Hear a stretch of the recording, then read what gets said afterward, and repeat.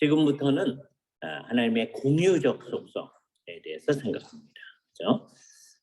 지난번에도 말씀드렸지만 공유적 속성이라는 것은 하나님과 우리가 어느 면에서는 같은 속성을 지녔다 이렇게 얘기하는 거지만 오해를 하지 말아야 돼요. 공유적 속성도 사실은 비공유적이다. 지금부터 얘기할 만한 것을 아까 얘기했던 대로 하나님은 완전히 가지고 계신 거거든요. 그거에 비하면 우리는 안 가지고 있다라고 할 정도로 비교가 안 됩니다. 그래서 이때 이제 우리가 하는 말이 창조주와 피조물의 차이, distinction. 그걸 아주 분명히 해요. 창조주와 피조물은 비교 불가능하다. 예? 비교하려고 하면 안 돼요. 그러니까 아까 그 하나님이 존재의 근원이고 존재 자체이고 근데 하나님께서 있게 하셔서 우리가 있게 되어졌으니까 이제 사람들이 이제 오해를 하는 경우가 있어요. 하나님은 완벽한 존재이고 우리는 불완전한 존재이긴 하지만 우리도 존재이니까 이 둘 사이에 무슨 비슷한 점이 있지 않을까라고 오해하는 사람들이 있어요. 천주교회는 이제 그 오해를 계속한 거죠. 그래서 이제 소위 뭘 하기 시작했느냐면 천주교에서 아날로기아 엔티스, 이게 존재의 유비라는 말. 하나님과 우리 사이에 아날로기를 만들어 보려고. 물론 하나님은 완벽하다고 천주교에도 생각하는 거예요. 그러나 우리는 부족하긴 하지만 하나님이 완벽하지만 우리도 그 비슷한 게 뭐가 있다. 요 둘 사이에 완전히 똑같은 건 아니죠. 네? 그러나 완전히 다른 것도 아니다.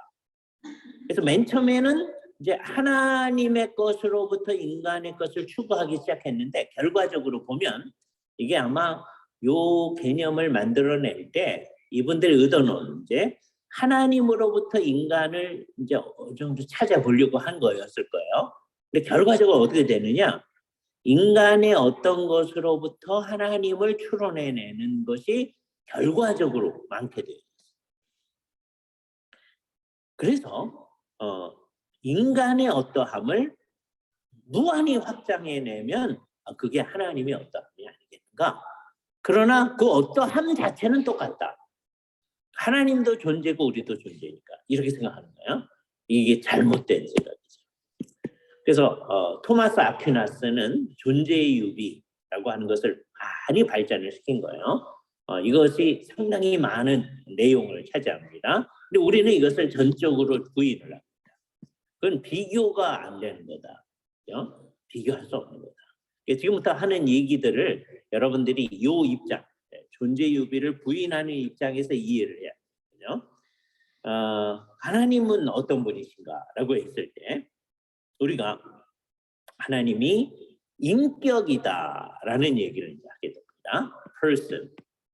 이제 이때 person이란 말은 우리가 삼위일체에서 썼던 person이란 말하고 조금 다른 의미로 사용하는 거예요. 삼위일체 얘기할 때는 하나님한테 세 위격이 있다 이렇게 얘기하잖아요.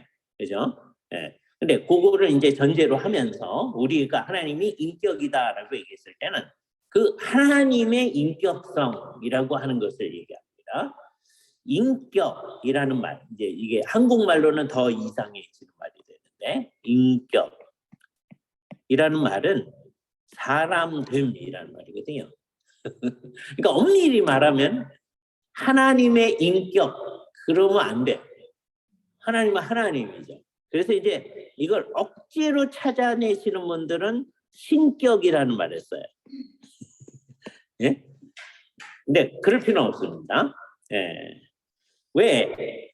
이게 이제 한국말은 person이란 말을 인격이라고 번역하지만 워낙 person이라는 말에 사람됨이라는 그게 있는 게 아니기 때문에 person의 기준도 뭐예요? 하나님의 어떠하심이 기준이에요. 예? 이게 인격이라는 말이 기준이 아니다. 우리는 person을 인격이라고 생각하니까 요거를 생각하다가 그 하나님을 인격이라고 할 수 없으니까 신격이라고 이제 쓰려고 하시는 분들이 있습니다. 아주 지나치게 현학적이고 지나치게 정교하게 하려고 할 때 이런 말들을 옛날 분들이 쓰셨어요. 그러나 꼭 그럴 필요 없이 인격이 이제 person을 인격이라고 게 인격이라고 쓰되 사람됨이라는 뜻으로 생각하지 않는 거죠. 우리가 흔히 인격이라는 말 쓸 때 그렇게 안 쓰잖아요. 그러니까 하나님의 인격 그렇게 많이 쓰잖아요.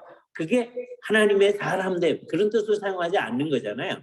그걸 잘 생각을 해야 돼요. 그냥 person, 하나님의 personhood가 어떤 건가? 이게 뭔지 우리 잘 몰라요. 사람의 경우도 사람의 인격, 사람됨이 뭔가 잘 몰라요. 예? 그런데 옛날서부터 그냥 사람의 인격을 얘기할 때 지정의 이렇게 얘기하는 경우가 많았어요. 19세기에 이제 그런 생각이 있었어요. 도대체 인격이란 뭐냐? 사람 얘기를 우선 하는다. 사람 얘기를 할 때 사람은 생각을 할 수 있고 감정을 가지고 의지를 가진다. 그렇게 하는 거예요. 대충 알아들어. 그런데 대충 딱 아주 현저한 건 이게 지성이다. 요게 감정이다. 그거 알아요. 근데 그럼 지성과 감정의 경계가 아주 명확하게 딱 이렇게 있을까요? 이게 어려워. 네? 아주 뚜렷한 건 이게 지성이구나. 이게 감정이구나. 뚜렷한 건 알 수 있어요. 근데 어떤 데는 이게 지성인지 감정인지 이게 얘기하기가 어려워. 그죠? 그래서 이걸 그린다면 이 정도 그릴 수가 있어요. 그죠? 이때 이런 거를 표현하는 영어 단어가 하나가 있는데요. 퍼지라는 단어. 퍼지하다라는 게 그 경계선이 모호하고 뭐 그런 거예요. 그죠?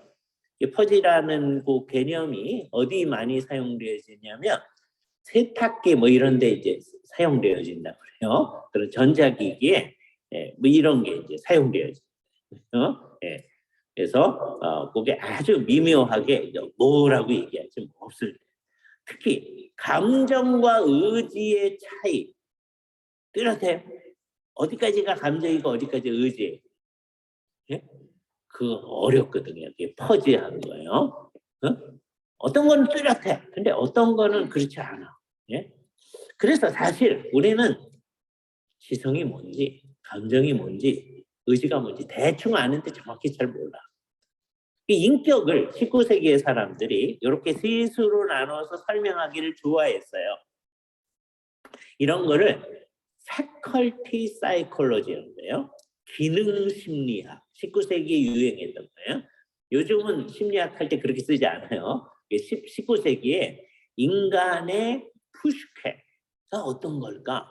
라고 하는 거예요. 푸슈케에서 온 말이 psychology라는 거예요. 네. 푸슈케.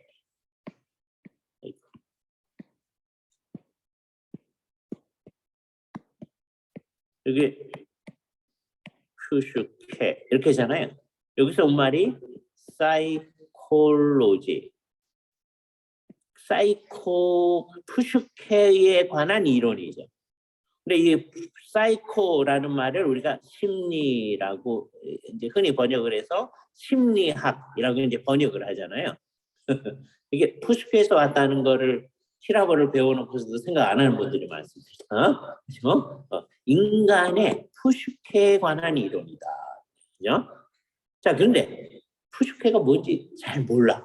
네? 그냥 영혼. 그런데 그 영혼이 뭐냐? 그죠?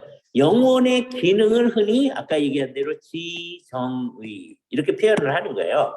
19세기 그런 거예요. 그거를 요거 하나하나를 패컬티라고 기능이라고 해요. 패컬티. 그래서 패컬티 사이콜로지라고 얘기하잖아요. 여기 이제 19세기 용어입니다. 지금은 심리학 그렇게 얘기하지 않아요. 왜 퍼지한 걸 너무 잘 알기 때문에. 근데 옛날 용어를 우리가 그냥 다 쓰죠. 지금도. 인격은 되게 지정이 여러분 고등학교 중학교 때부터 이렇게 이제 배워왔어요. 네? 네. 이게 정확하지 않아. 그런데도 다 그렇게 써요. 그래서 그 방식으로 이제 얘기를 할 겁니다. 그래서 한동안 하나님의 지적인 속성, 하나님의 감정적 속성, 하나님의 의지적 속성 그런 말을 쓸 거예요. 그게 하나님의 인격성을 얘기하기 위해서 하는 말이에요. 네, 그런데 이게 정확한 건 아니다. 그냥 어쩔 수 없이 그냥 우리가 한번 해보는 거예요. 그렇게. 그리고 꼭 이런 식으로 정리해야 되는 건 아닌데 우리가 한번 그렇게 한번 정리해 보겠다. 이 얘기를 할 때 하나님은 먼저 강조해야 될 게 온전하신 영이시다라고 하는 것을 얘기해요. 퍼펙트 뉴마. 하나님은 영이시니. 요 푸뉴마라는 말은 성령, 성부, 성자, 성령만 얘기하면 안 돼요. 하나님 전체가 영이세요. 그죠? 영이신 하나님이 성부, 성자, 성령으로 존재하신단 말이에요. 그걸 잘 생각하시면서 그 중에 이제 성령님을 되게 푸뉴마라고 이제 사용하죠. 하나님은 영이시다라고 얘기했을 때 하나님의 첫 번째 우리가 강조하는 게 뭐냐면 하나님의 영성입니다. spirituality.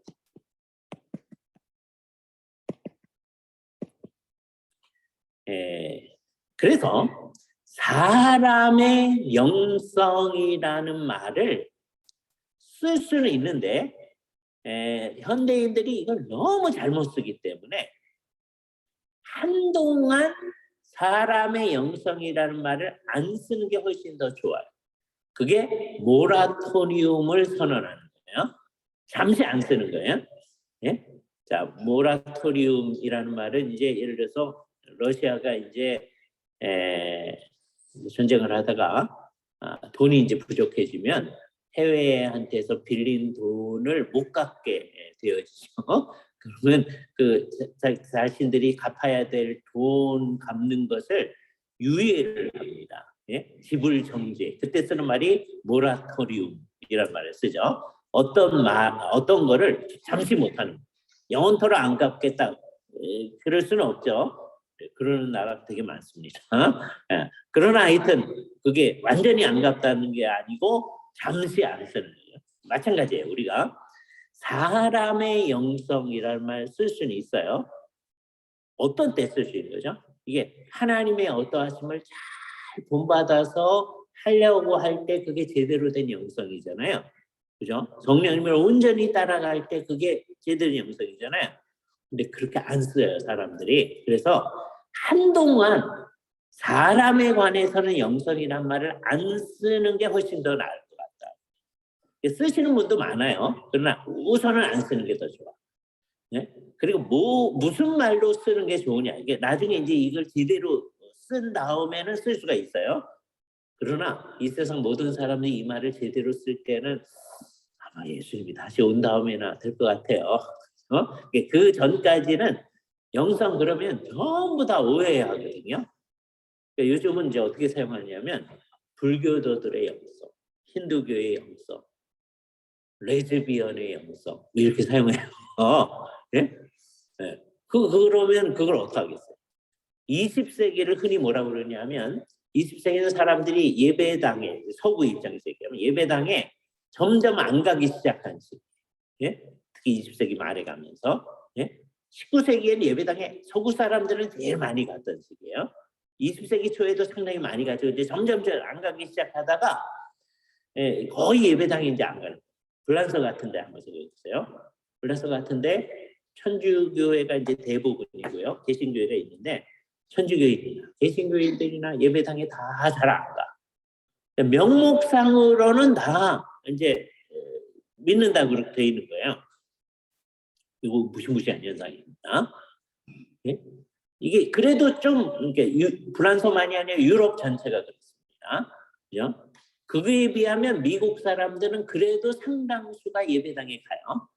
자, 그런데 이게 점점점 예배당에 안 가는데 20세기 바로 우리가 살던 시기, 바로 전 세기 20세기를 영성이 증가한 시기라고 흔히 얘기해요. 예배당에는 안 가고 성경은 잘 안 읽는데 영성은 증가했다. 그러니까 영성이란 말이 정말 이상하게 사용된다. 그걸 알게 되지. 그렇죠? 네. 그래서 그냥 영성이란 말을 그냥 썼다가는 사람들이 오해하기가 쉬워요. 우리 입장에서는 정말 이중적인 오해가 나타나는데 되게 영성이란 말을 누가 많이 이제 사용하냐면 옛날에 천주교에서 많이 사용했거든요. 그래서 spiritual formation이라는 말을 이제 많이 이게 되게 이제 천주교와 관련된 학교에 쓰던 말이에요. 근데 이걸 개신교인들도 막 써요. 되게 천주교에서 하던 방식을 다 가져왔었어요. 그죠? 그래서 요거 우리가 주의해야 돼.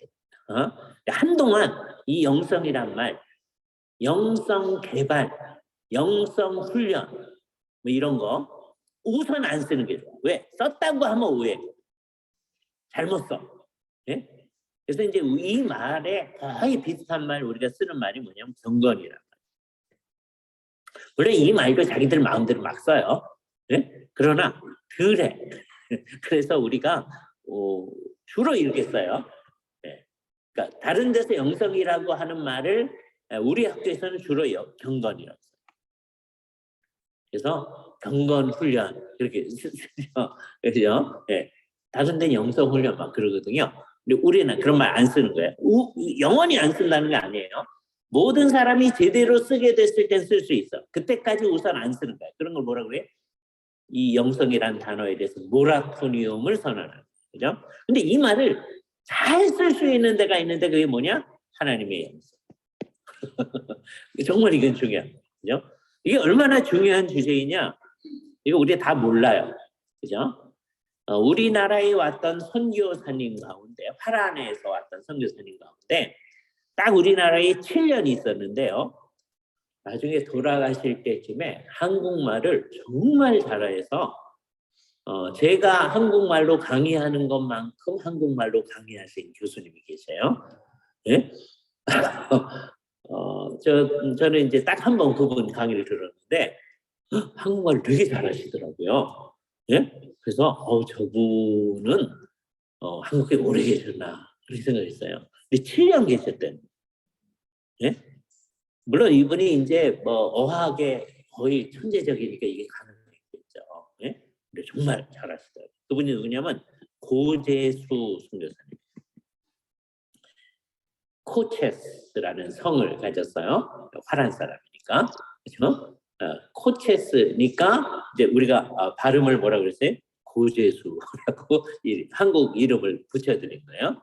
예. 그래서 고재수 선교사님이신데 한국에서 이제 사역할 고신에서 주로 가르치셨습니다. 부산 고신에서 가르치시다가 7년 사역하신 다음에 카나다에 있는 개혁파 교회의 신학교를 가셨는데 지금은 이제 거의 치매 상황, 그렇죠? 그래서 더 이상 활동 못 하시고 그러시는데 이제 매우 안타까워요.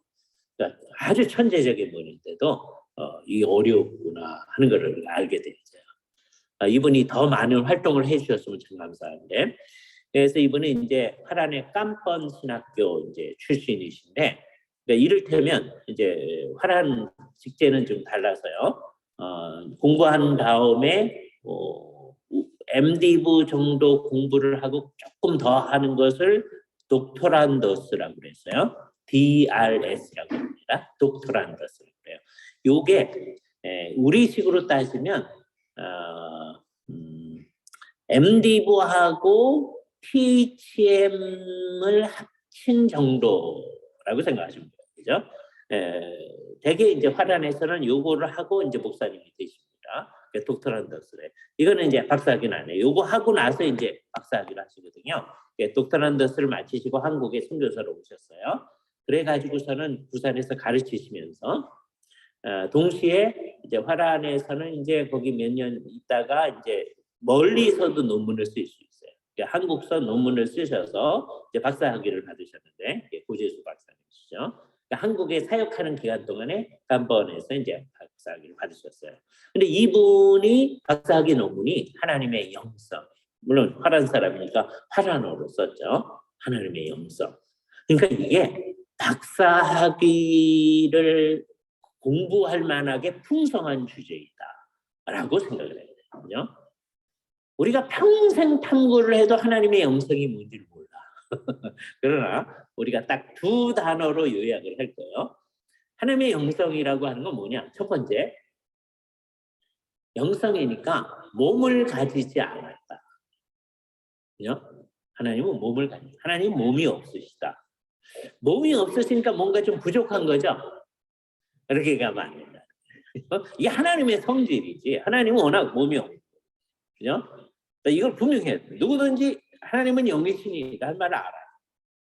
하나님은 영이시니 신령과 진정으로 예배할지라. 더 좋은 번역으로 요즘 번역이 영과 진리로 예배할지라. 그게 돼 있죠. 하나님이 영이시죠.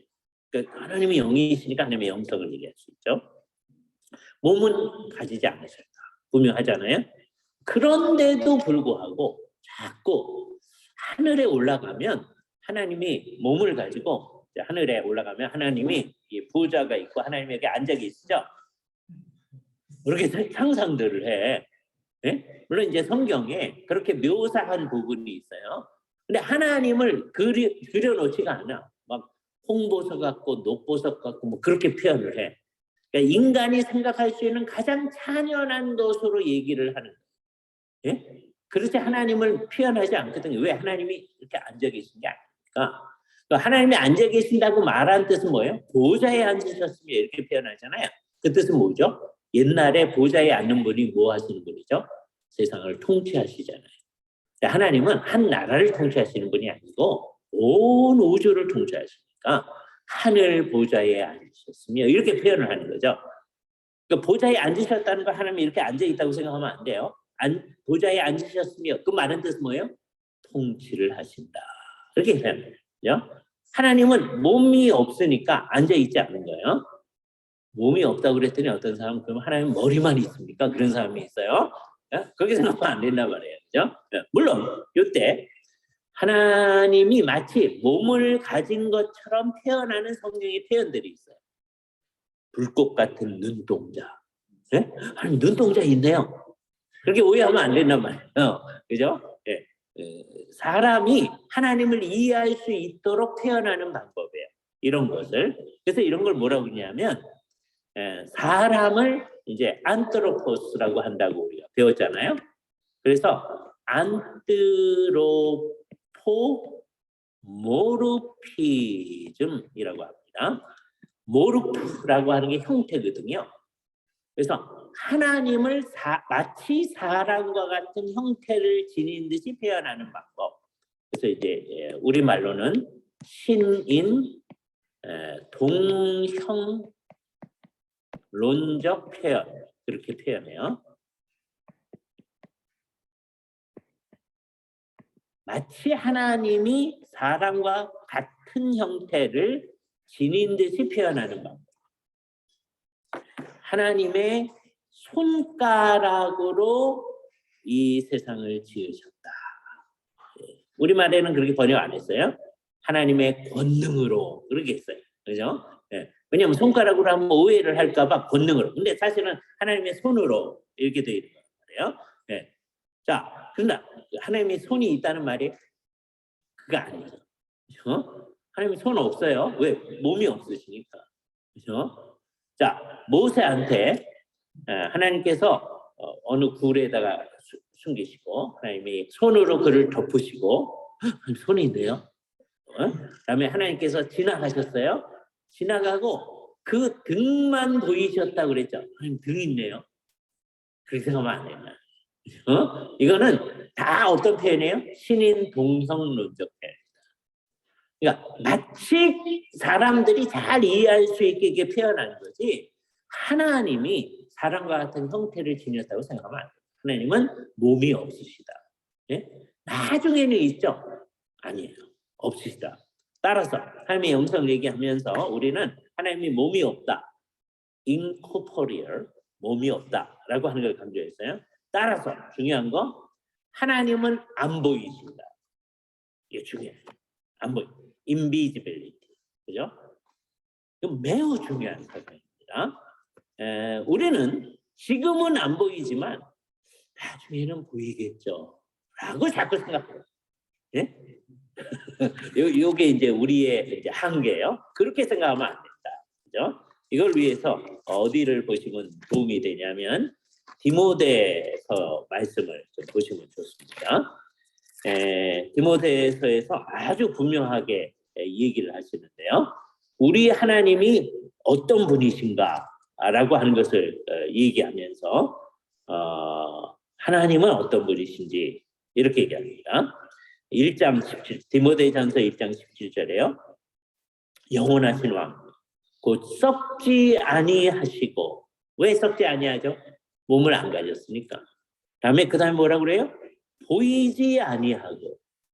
하나님은 기본적으로 안 보이는 거예요.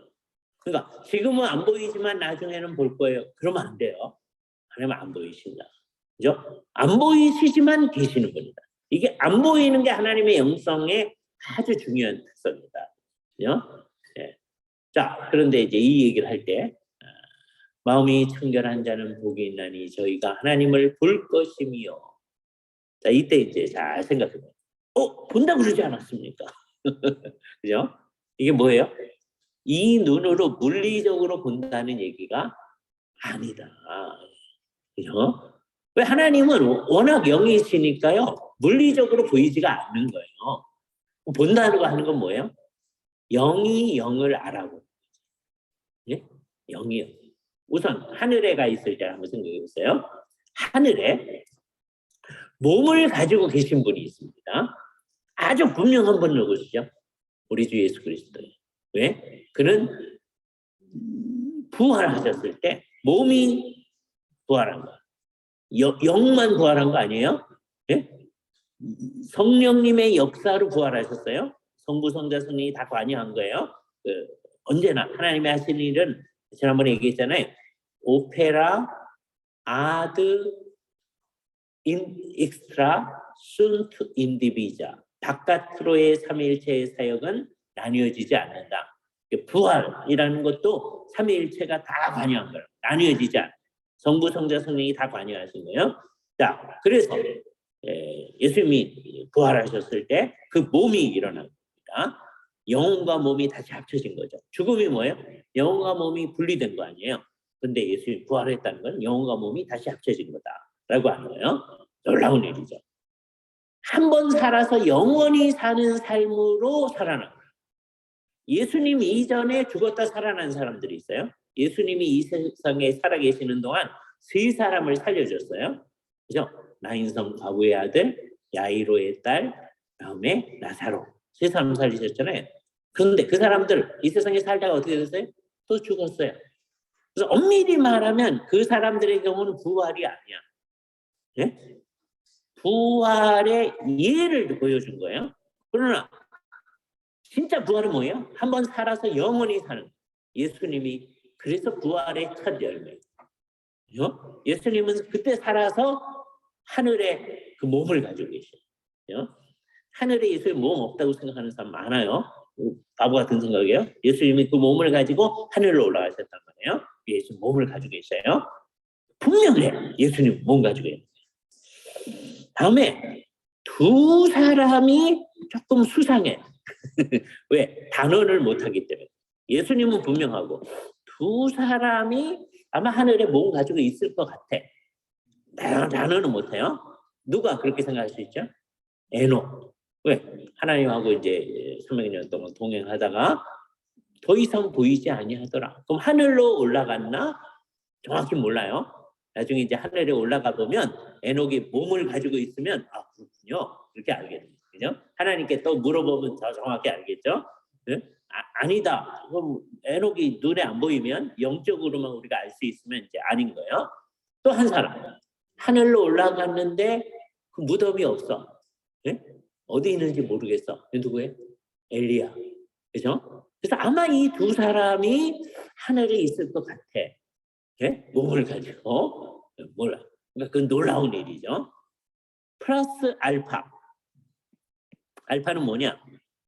예수님께서 이제 십자가에 못 박히실 때요. 그 근처에 지진, 하나님께서 놀라운 형태의 지진을 일으켰어요.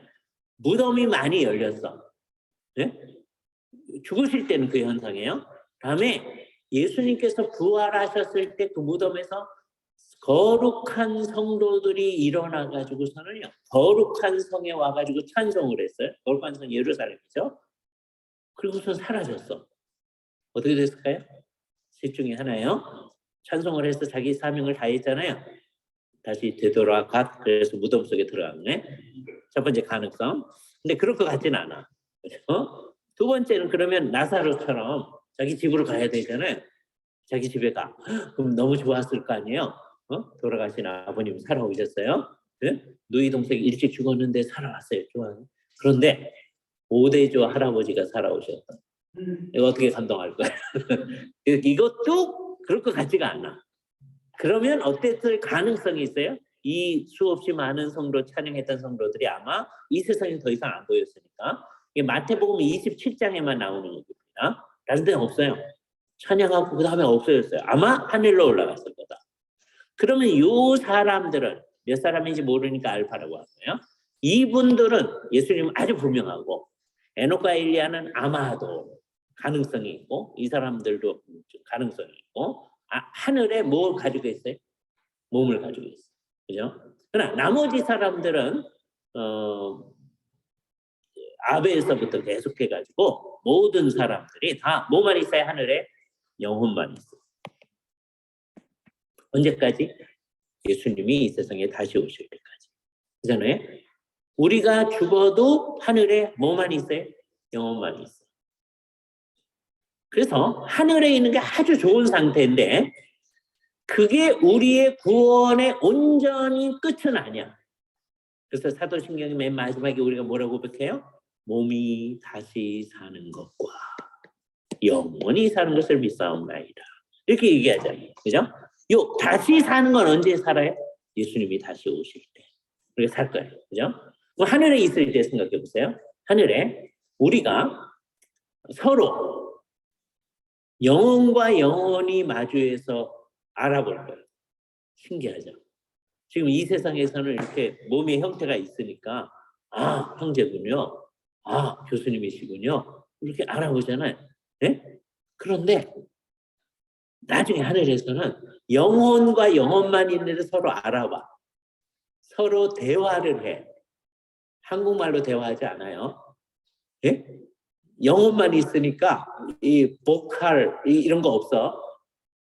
아무 소리도 안 들려. 근데 서로 대화를 해. 정말 이상하죠?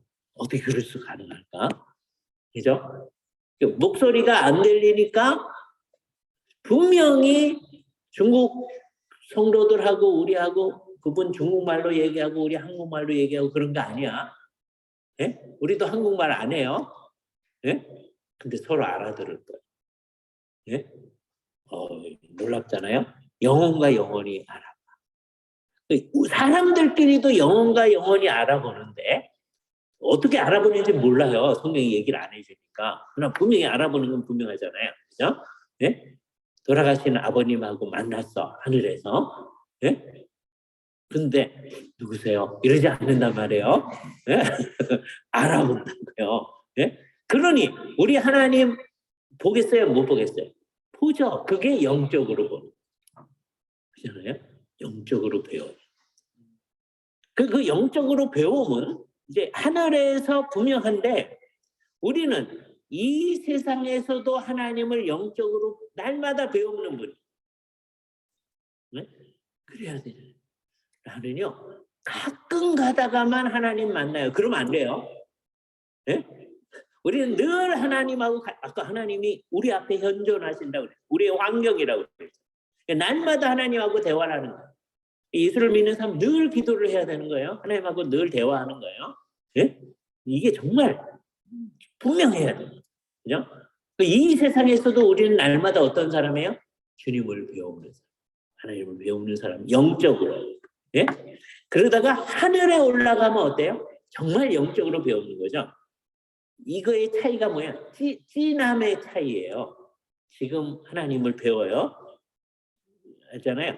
자, 그런데 조금 있다가 우리가 채플 시간에 삼위일체 하나님 앞에서 경배할 거예요. 그때 좀 더 진하게 하나님 앞에 있는 거예요. 지금도 하나님 앞에 있는 거지만 좀 더 진하게 있는 거죠. 그거와 같은 거예요. 그죠? 예. 늘 하나님과 같이 있는 거예요. 근데 채플 시간에 하나님께 경배할 때는 좀 더 그 의식이 더 충만해야죠. 그러다가 하늘에 올라가면 어때요? 그 진함이 더 강해져. 지금은 이 세상에 살 때 가끔가다 하나님 앞에 있다는 거 잊어버리고 살아. 막 친구들한테 화도 내고 막 그래. 네? 그게 사실 생각해보면 어떻게 하는 거예요? 하나님 앞에서 막 화내는 거예요. 네? 하나님 앞에서 막 욕하고 그래. 그걸 생각하면 어떻게 돼? 우리가 화낼 수가 없어. 욕할 수가 없어. 신경질 낼 수가 없어. 하나님 앞에 있으니까. 그렇잖아요? 예. 요즘은 이제 버릇이 없어져서 이게 전부 다 없어져 버렸어요. 옛날은 어떻습니까? 옛날은 옛날 중고등학교 한번 생각해보세요. 옛날 중고등학교. 야, 선생님 오신다. 그러면 어떻게 해요? 다 자기 자리에 앉잖아요. 예? 지금부터 조금 그렇긴 하죠. 근데 이제 사용하는 용어가 선생님 오신다 그러지 않아요. 예? 뭐 이상한 용어를 써. 예? 예. 그 오신다도 아니야. 그냥 하대하는 말을 써. 그래서 어쩔 건데 뭐 이런 거죠. 예? 그 상황. 그렇죠? 그러니까 선생님이 계셔도 상관없는 거야. 그냥 우린 똑같은 거야. 그게 이제 익숙해지다 보니까 하나님이 있어도 상관없는 거야. 예? 하나님이나 뭐나 뭐 우리가 서로 비슷한 존재인데 뭐 이게 얼마나 무시무시한 그죠? 그래서 예배 시간에조차도 그냥 이게 그냥 하나님에 대한 인식이 없다. 이 무시무시한 세대죠. 그죠? 옛날에는 부모님 앞에서는 그래도 저 형제 자매들 막 싸우다가도 뭐 못 싸우는 거예요. 부모님이 계시면. 예? 선생님 오시면 싸우다가도 그쳐야 되는 거예요. 지금은 선생님 오셔도 싸워. 예? 그렇잖아요. 하나님 앞에서 지금 어떤가? 이거 잘 생각을 해야 돼요. 그러니까 뭐 사람이 뭐 세상이 이상해져서 버릇이 없어지는 거야. 뭐 그건 계속 있는 거니까 어떻게 하겠어요. 근데 하나님 앞에서 버릇 없어지는 건 이건 정말 안 돼요. 그죠? 정말 심각한 문제다.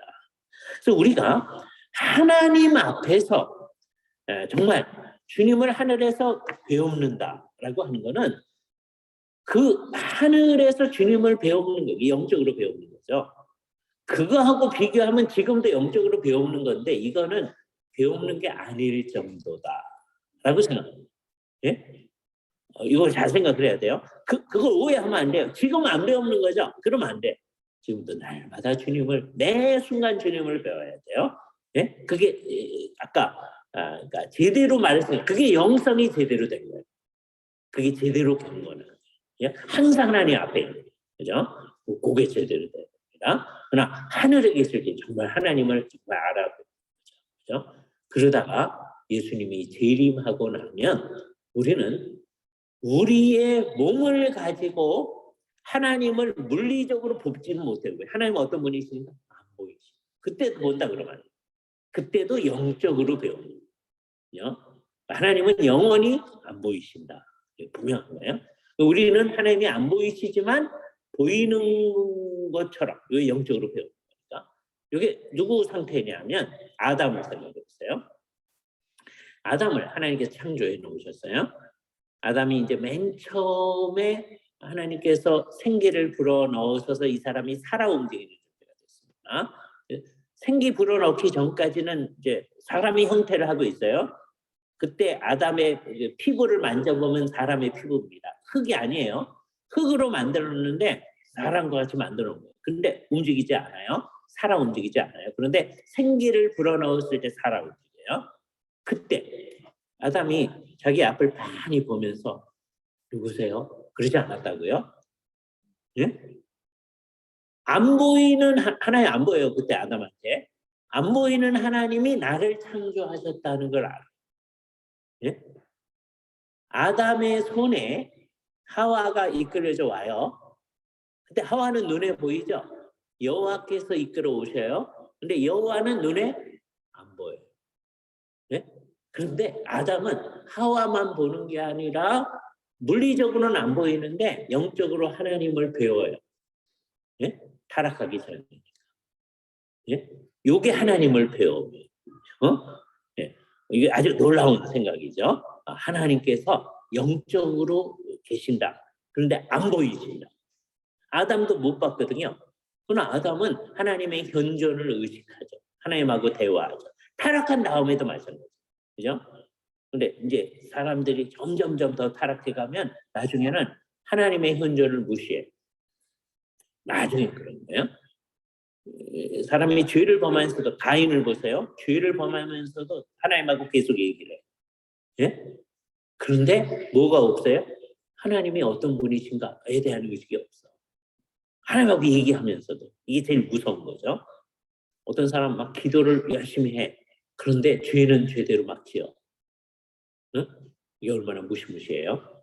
하나님 앞에 대화하고 하나님 앞에 기도하는 사람은 죄 짓죠. 그러나 이게 얼마나 무서운 것인지 알아서 점점점 그것에서 벗어나려고 노력합니다. 그렇죠? 이게 정상적인 거다. 그러니까 하나님의 영성이라고 하는 거를 우리 아주 분명해서 그래서 우리는 뭐 깊이 있게 얘기 못하고 이 두 단어 하나님은 몸이 없으시다. 하나님은 안 보이신다. 이걸 아주 분명해요. 끝까지 안 보이시는 거예요. 많은 분들은 지금은 안 보이지만 나중에 볼 거다 이렇게 생각하거든요. 그렇지 않다. 자, 하늘로 올라가면 우리 주 예수님은 보여요, 눈에. 근데 문제는 우리가 몸을 안 가지고 있거든요. 우리 눈이 없거든요, 하늘에. 예?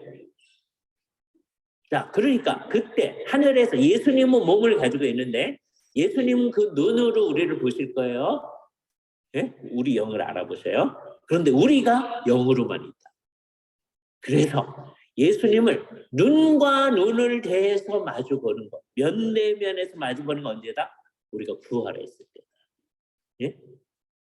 그때 우리는 부활했을 때 예수님을 처음 우리의 눈으로 볼 거예요. 근데 오해하면 안 돼요. 아, 예수님이 어떻게 생겼는지 그때 처음으로 아는 거죠? 아니에요. 영으로 알 때도 아는 거예요. 정말 이상하죠. 어떻게 우린 영만 있는데 어떻게 볼까? 그죠? 예수님이 다시 오실 때 그때는 우리는 몸을 가지고 우리의 눈을 가지고 이 세상에서 소경이었던 분도 그때는 눈을 다 온전하게 되니까 다 예수님을 보게 될 겁니다. 서로가 서로를 보게 될 거예요. 그죠? 우리가 온전해져서. 자, 그때 예수님은 봐요. 왜요? 예수님은 인성을 취하셨습니다. 그죠? 예수님을 가만 보면 신성도 막 보이죠?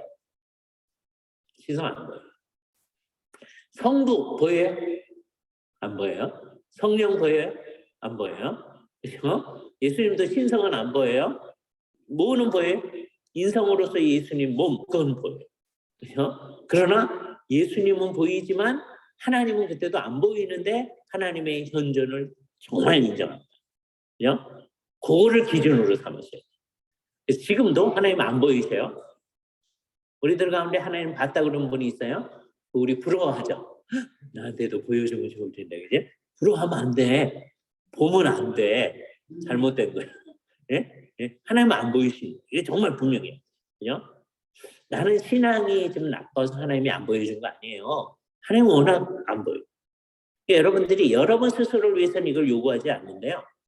여러분 친구들 때문에 자꾸 하나님께 그럴 수가 있어요. 우리 친구들이 맨날 뭐라 그래요? 하나님 보여봐. 그럼 내가 믿을게. 그럼 이제 화가 나가지고서 하나님 쟤한테 한번 보여주면 안 되나 이런 생각이 들잖아요. 예? 그 성경에 어긋나는 거예요. 이중으로 어긋나는 거예요. 첫 번째는 하나님은 안 보이시니까 어긋나는 거고 두 번째는 구약 시대에 하나님께서 계시로 뭘 보여주었지만 이제 신약 요한계시록까지 끝난 다음에 더 이상 새로운 계시가 있지 않았다고. 근데 그걸 우리가 요구하면 안 된다. 그죠? 이중으로 잘못되는 거다. 그죠? 하나님은 안 보이신다. 이 하나님의 영성이다. 그렇게 얘기했어요. 영성을 얘기해 놓고 난 다음에는 영이신 하나님이 가장 온전한 인격이시다라고 하는 얘기를 우리는 하게 됩니다. 온전한 인격이시니까 이제서부터 이제 어떻게 할 거냐 하면 이제 비유적으로 하는 거예요.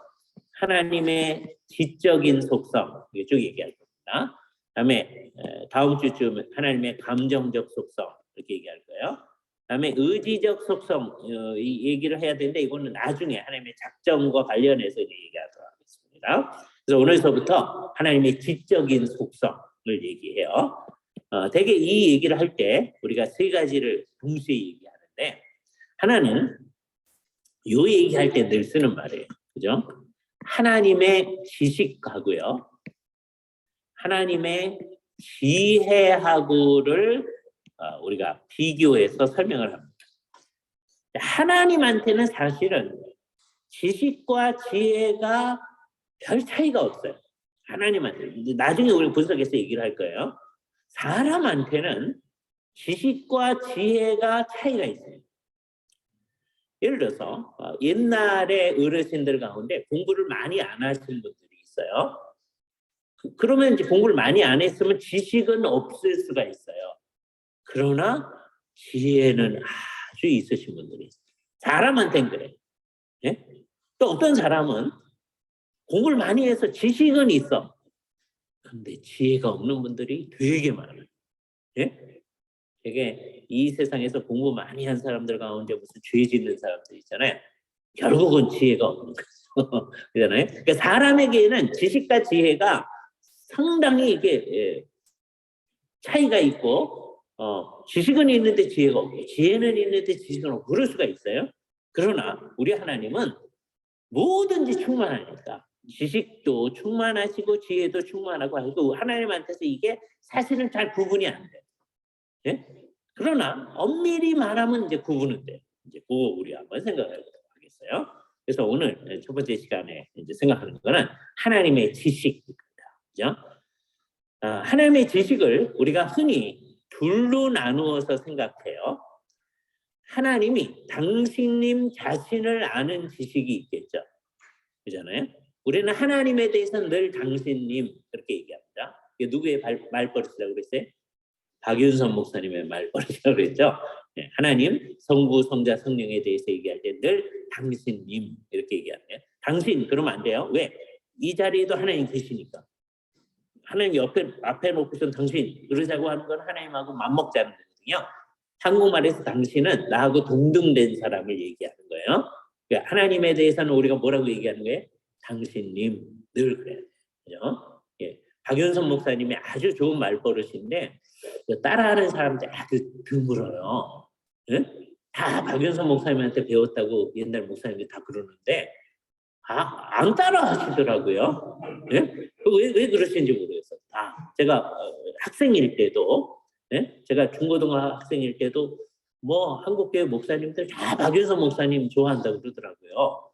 예? 그래서 저분들은 다 박윤선 목사님이 가르치는 대로 생각하라 그랬는데 나중에 제가 박윤선 목사님한테 배워봤더니 박윤선 목사님이 생각하는 대로 생각을 안 하셔 목사님들이. 예? 그럼 거짓말이잖아요. 존경한다 그러는 게. 예? 박윤선 목사님의 주석 안 읽어. 예? 우리는 기본적으로 박윤선 목사님 주석 읽으셔야 돼요. 예? 그거를 토대로 놓고 더 나아가는 겁니다. 언제든지. 예? 그러니까 모든 거 하려고 할 때 박윤선 목사님 주석을 일단 기본적으로 보세요. 정말 건전하게 해 놓으셨어요. 그 위에서 이제 전진해 나가시면 좋아요. 그죠? 박윤선 목사님의 심지어는 말투까지 본받으려고 노력해야 된다. 그죠? 다른 거 꼭 그럴 필요는 없고 그분이 이제 평안도 분이니까 평안도 말투를 썼거든요. 우리도 평안도 말투를 써야 되는 건 아니에요. 그러나 뭐는 본받아야 돼요? 이 당신님 이거는 본받아야 돼요. 그죠? 하나님 당신님의 어떠하심. 그러니까 하나님이 당신님 자신을 아시는 게 있겠죠. 그런데 그거는 하나님이 모를 수가 없잖아요. 하나님이 계시면 존재하시면 하나님이 당신님을 아는 거죠. 예? 그럼 하나님이 당신님에 대해서 얼마만큼 알까요? 자, 이거 비교를 위해서 여러분이 여러분 자신을 얼마만큼 알아요? 많이 몰라요. 예? 자기를 잘 몰라. 예? 하나님도 그럴까요? 하나님한테도 내 마음 나도 모르게 이런 거 있어요? 그런 거 없어요. 예. 여기서 이제 재미있는 것을 아는데 하나님은 하나님의 존재가 요만하다고 하면 하나님이 이렇게 작지 않아요. 아까 하나님은 크시다 그랬어요. 예? 정말 온 세상을 가득 채우는 거예요. 지구만 생각하면 안 돼요. 우주를 가득 채우고 계셔요. 그 하나님 정말 광대하고 크신 하나님이에요. 여러분 평생 하나님 탐구해도 몰라요. 그러니까 아예 안 알기로 작정하면 안 돼요. 네? 우리는 하나님을 사랑하니까 계속 알아나가는 겁니다. 그런데 그 하나님이 이만하다 그러면 하나님이 얼마만큼 아시냐? 이만큼 전체를 다 아시죠. 그래서 그 아실 때에 우선 그 알려면 의식을 해야 되는 의식. 그래서 우리가 무슨 말을 하냐면 하나님의 존재와 하나님의 의식은 그 범위가 같다.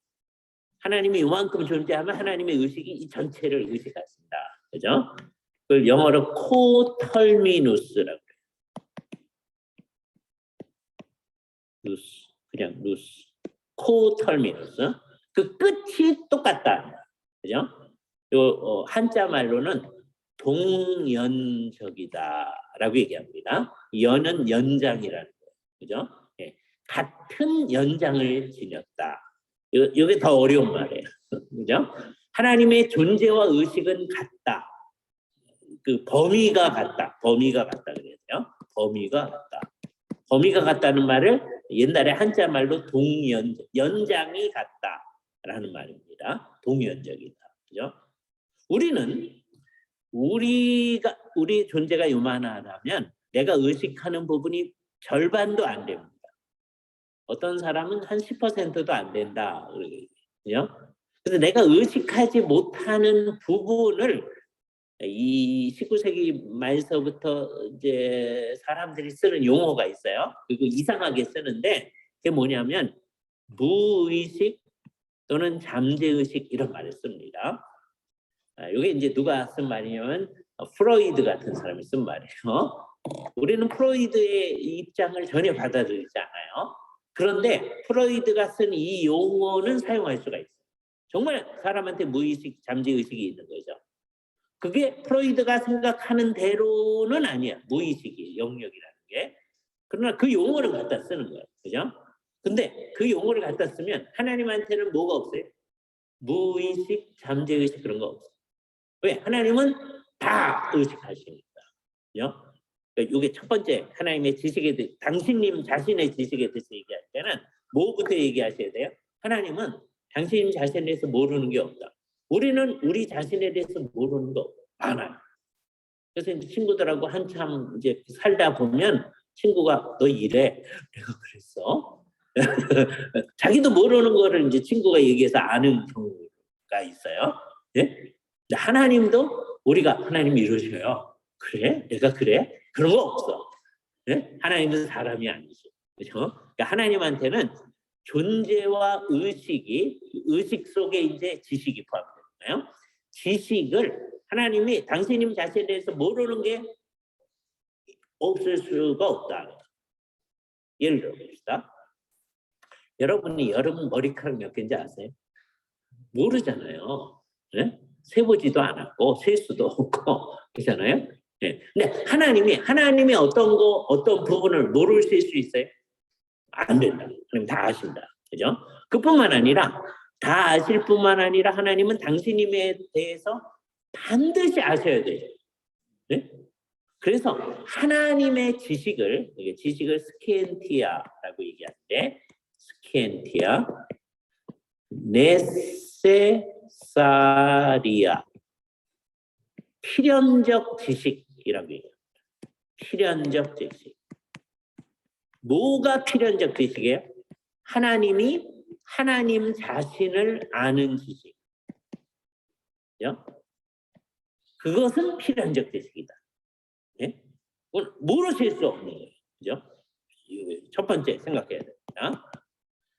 그런데 이제 나중 것도 마찬가지인데 하나님이 당신님을 아실 때 우리가 우리를 아는 것처럼 내가 이렇고 이러니까 이렇구나. 우리는 그렇게 알죠. 되게. 예? 하나님도 그럴까요? 내가 이렇고 이러니까 내가 이렇구나. 그렇지 않아. 하나님은 단번에 딱 아셔. 예? 이걸 이따가 이제 한꺼번에 정리를 해보겠어요. 하나님 뭐든지 그냥 단번에 아시는 거예요. 그러니까 하나님의 자기 자신을 아는 지식은 영원할 수밖에 없어. 왜? 하나님이 존재할 때부터 아시니까. 하나님은 영원 전부터 존재하시니까요. 그죠? 그러니까 이건 영원하다라고 생각해야 돼요. 그죠? 요거 이제 첫 번째 생각을 해야 돼요. 딱 아시는데 영원 전부터 아신다. 모르는 거 없다. 근데 하나님이 이 지식만 가지고 있는 게 아니라 이 세상에 대해서도 지식을 다 아실 거 아니에요. 그죠? 이 세상에 대한 지식은 하나님께서 이 세상을 창조하리라고 마음 먹었기 때문에 아시는 거죠. 그렇잖아요. 만일 하나님이 이 세상을 창조 안 하시기로 했었으면 이 세상에 대해서 알 필요가 없는 거죠. 그렇잖아요. 그래서 이 세상에 대해서 아는 지식을 우리가 뭐라 그러냐면 자유로운 지식이라고 해요. 자유로운 지식. 그죠? 왜? 하나님이 창조하시기로, 그러니까 여기 이제 뭐가 있냐면 작정이. 이 작정은 이제 나중에 공부할 거예요. 하나님의 마음 먹으심. 우리가 이제 한자어를 사용해서 작정 그러는데, 정작 중국에서는 작정 그러면 무슨 말이죠? 예? 예. 그래서 중국에서는 뭐라 그러냐면 명정. 명정. 예, 생명에 관해서 정한 거. 근데 그 뜻을 생명에 관한 게 아니고 하나님이 뭐든지 이렇게 하기로 작정하신 거를 중국에서는 명정. 우리나라에서는 작정 그래요. 이게 말을 우리나라에서 만든 말이야. 작정이라는 말, 그죠? 디크리라는 말을 그렇게 번역한 거예요. 하나님의 작정, 어떻게 하시기로 한다. 이 세상을 이렇게 만들기로 한다. 라고 해서 하나님의 마음을 먹고 나면 이게 중요한 거죠. 그러면 그 작정하신 대로 다 아는 거죠. 그러니까 뭐가 먼저예요? 작정이 먼저예요. 굉장히 중요한 거예요. 지난주에 그 질문하신 분이 있어요. 그죠? 거꾸로 하면 안 돼요. 네. 하나님이 이 세상에 대해, 당신님에 대해서는 그냥 다 알아. 처음부터. 그러나 작정하신 거에 근거해서 이 세상에 관해서, 이 세상에 대한 모든 일, 그죠? 그거는 이걸 자유로운 지식이라고 그랬어요. 자유로운 지식. 왜? 이건 모를 수도 있는데 아시는 겁니다. 그죠? 자유로운 지식이라고 그래요. 하나님의 지식은 딱 두 종류야. 하나는 필연적 지식이 있고요. 당신님 자신을 아는 지식이야. 다음에 이 세상에 대해서 아는 지식이야. 거기에 이제 여러분의 이름이 뭐고, 여러분 머리카락이 몇 개고, 지금 오늘 아침에 몇 개가 빠졌고, 이거 우리 오늘 아침에 머리카락 몇 개 빠졌는지 몰라요. 우리 젊은 사람들이지만 안 빠지죠? 다 빠져요. 그죠? 예. 우리 세포가 몇 개가 오늘 없어졌고 또 몇 개가 새로 생겼고 우리 몰라. 하나님은 다 아셔요. 그런 게 다 자유로운 지식이야. 그죠? 그러니까 이 세상에 관한 지식을 우리는 뭐라 그래? 자유로운 지식. 하나님의 자유로운 지식. 그죠? 예. 그다음에 하나님이 당신님을 아는 지식은 무슨 지식? 필연적 지식. 그렇게 얘기해요. 하나님에 대해서는 이 두 가지 지식밖에 없는 거죠. 그죠? 자, 이 자유로운 지식 가운데 뭐도 있을 수 있어요? 지금 우리가 살고 있는 이 세상에 대한 지식을 하나님 가실 수 있죠. 또 뭐도 있을 수 있어요? 있을 수 있는 세계, 가능 세계. 예? 지금 우리가 있는 세상을 A라고 해봅시다. 여기 A-이 세계가 있는데 다른 거 다 똑같은데 저만 없는 세계. 한번 생각해 보세요. 그죠? 다음에 두 번째, 예를 들어서 다른 거 다 똑같은데 선빈 형제만 없는 세상. 그죠? 다른 거 다 똑같은데 송인환 형제만 없는 세상. 이런 세상이. 그러니까 이런 거 무수하게 많죠. 예? 이런 것을 가능 세계라고 해요. 가능 세계. 지금 우리가 살고 있는 세상은 어떤 세계? 현실 세계. 하나님이 만들어 놓은 세상. 그죠? 하나님이 이런 세상을 만드셨어. 예? 근데 하나님은 이런 가능한 세계 다 만드실 수 있죠. 하나님이 이 가능 세계에 대해서도 다 아시죠. 그죠? 하나님 이거 몰라서 이렇게만 만든 거 아니에요. 네. 하나님은 이러다. 자, 그래서 이제 궁극적으로 생각해 보면 라이프니츠가 이제 옛날 얘기의 전통을 받아들여서 이러는데 지금 우리가 사는 세상은 있을 수 있는 가장 좋은 세상이다. 라는 얘기를 옛날 사람도 생각했고요. 라이프니츠가 그 얘기한 거예요. 그렇죠? 이게 벌써 뭐를 전제로 한 거예요? 다 가능한 세상. 네? 근데 결국 하나님이 이런 세상을 창조하신 거다. 왜? 이게 가장 좋기 때문에. 여기 문제도 많아요. 네? 지금 막 전쟁도 일어나고 수없이 많은 사람도 죽고 그런데 결국 따져보면 다른 세상보다는 이게 좋기 때문에 하나님이 창조하십니다. 그게 어떻게 좋은지 우리는 알 필요는 없어. 네? 그러나 그렇게 생각을 해야죠. 그죠? 그래서 가능 세계에 관한 이론 생각을 해보셔야 되고요. 가능한 세계들 수없이 많은 있을 수가 있어요. 그죠? 우리 밤만 해도 정말 지금 여기 있는 게 정확하다 그러면 여기 이제 더 있을 수가 있겠지만 우리 밤만 생각해도 54명이니까 저까지 합하면 55개 가능한 세상이 있죠. 다른 거 다 있는데 자기만 없는 세상. 그런데 하나님은 우리 모두가 있는 그런 세상을 창조하시기를 기뻐하십니다. 요 현실 세계에 대한 하나님의 지식 뿐만 아니라 가능 세계에 대한 지식도 전부 다 자유로운 지식이죠.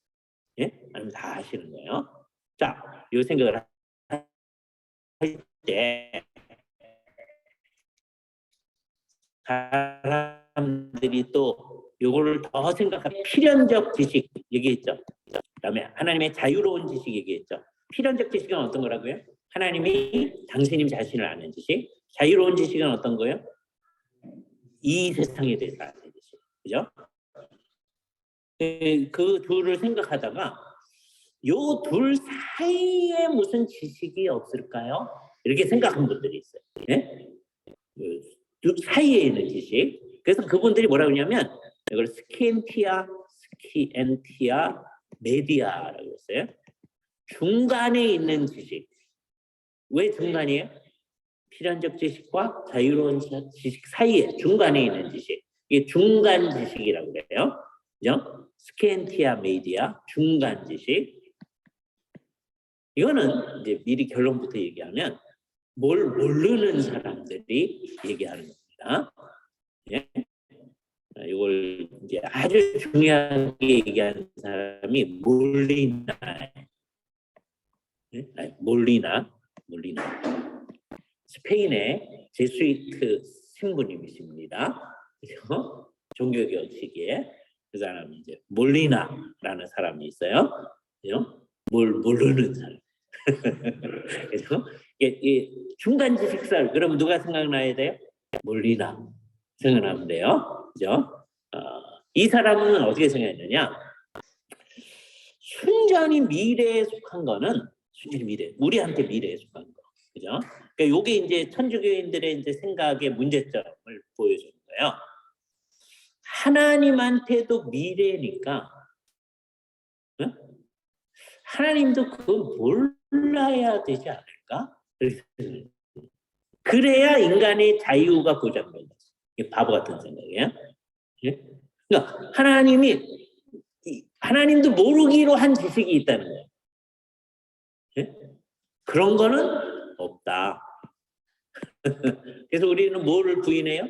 중간 지식을 부인해요. 근데 옛날에 몰리나 같은 분들이 이 중간 지식설을 얘기했는데 오늘날에도 이 중간 지식설을 자꾸 부활시키는 사람들이 있어요.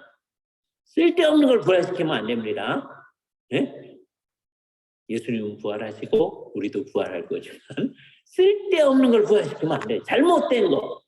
옛날 이것도 이단적 가르침이거든요. 이단적 가르침 쫙 부활시키는 거예요. 그죠?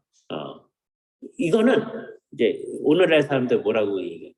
하나님이 알 수는 있지만 하나님이 알지 않기로 하신 지식이 있다. 굉장히 은혜스럽게 들리죠? 하나님의 모든 능력을 보호하는 것 같으면서도 하나님 스스로 알지 않기로 했다는 거예요. 그러니까 하나님도 모르는 게 있다는 거예요. 있어요? 없어요. 그러니까 중간 지식설 안 되는 겁니다. 그죠? 자, 예를 들어서 이렇게 얘기해요. 그죠? 여러분이 오늘 예를 들어서 집에서 기숙사에 있는 사람들 제외하고 집에서 이제 학교로 오는데 버스를 타고 올 수도 있고 지하철을 타고 올 수도 있고 차를 타고 올 수도 있는 상황인데 그러니까 이게 다 가능한 상황이라고 해보세요. 근데 어떤 요인 때문에 이 중에 하나를 오늘 아침 나는 오늘 이렇게 해야 되겠다고 왔다고 해보세요.